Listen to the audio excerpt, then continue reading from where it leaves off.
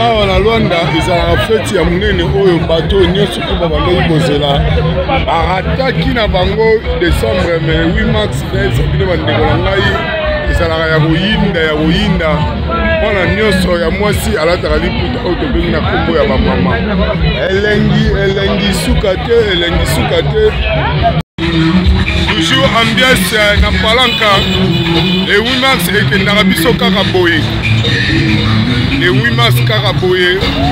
omona ambiance bar oyo ekangi masolo discothèque bar ya junior yango nde makambo panzi oyo bozomona makambo awa nde boye de le 8 mars narara boye réflexion ekitaki awa na Palaca Demi Congo place oyo kaki komona événement a Congo ezalaka nango mpe na Luanda Congo ezalaka na Luanda notre simple journaliste Fabrice Monene akitaki ya mpona masolo yango eke tobala sango kaka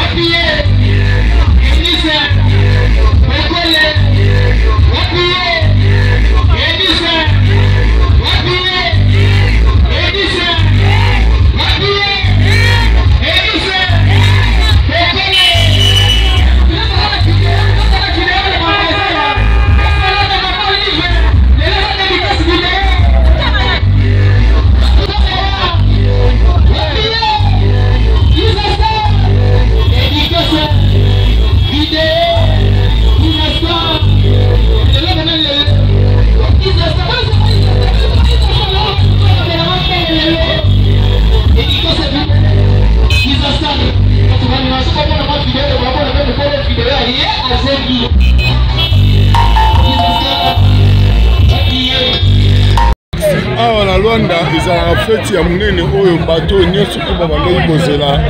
barataki na bango décembre mais 8 mars ezabile bandeko na ngai ezalaka ya koyinda